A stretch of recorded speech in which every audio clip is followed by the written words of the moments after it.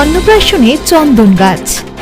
রাত পোহালেই আষাঢ়ের সূচনা, অথচ ছিটে ফোঁটা বৃষ্টিরও দেখা নেই।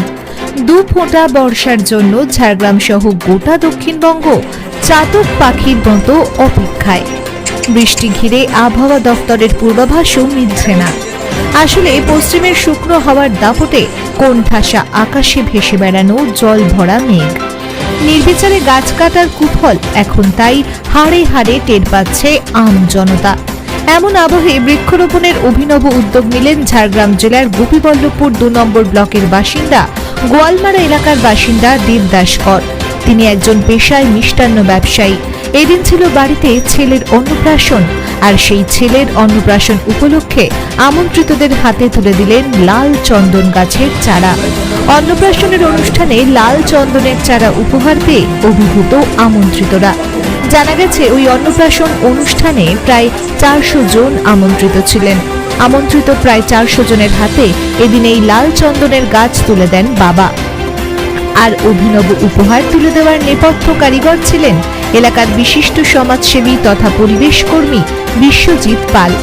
চন্দনের মতো দামি গাছের চারা একদিকে যেমন গৃহস্থের বাড়তি যত্ন কেড়ে নেয়, তেমনি আর্থিক সমস্যাও ভবিষ্যতে লাঘব করতে পারে।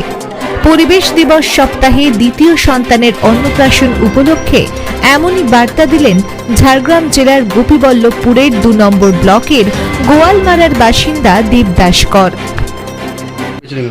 অ্যাকচুয়ালি আমরা দেবদাস ভাই সে বলে যে আমার অন্নপ্রাশনে আমি কিছু করতে চাই সমাজের জন্য।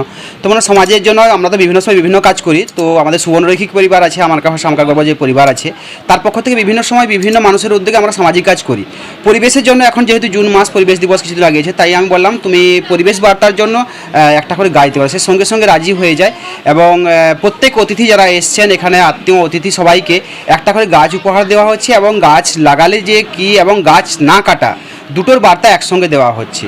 তার জন্য আমরা সত্যিকার গর্বিত এবং দেবদাস ভাই যে আমাদের সুবর্ণরৈখিক পরিবারের পক্ষ থেকে এই কাজটা করছে তার জন্য আমরা গর্বিত। এই যে পরিবেশ দূষণ হচ্ছে, এই যে প্রচণ্ড গরম, ওই জন্য আমি আমার ছেলের অন্নপ্রাশনে এটা একটা সবাইকে একটা গাছ দেওয়ার জন্য আমি এটা উদ্যোগ নিয়েছি।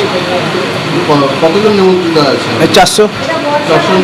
হ্যাঁ, চন্দন গাছ। হ্যাঁ স্যার, চারা পেয়েছি আমি। এটি আমাদের ভাষা আমাদের গর্বের সম্পাদক বিশ্বজিৎ পালের উদ্যোগে, ওনার চেষ্টায় এই গাছটি আমি পেয়েছি। ৪০০ চারা ওনার উদ্যোগেই পেয়েছি। অ্যাকচুয়ালি আমরা দেবদাস ভাই সে বলে যে আমার অন্নপ্রাশনে আমি কিছু করতে চাই সমাজের জন্য।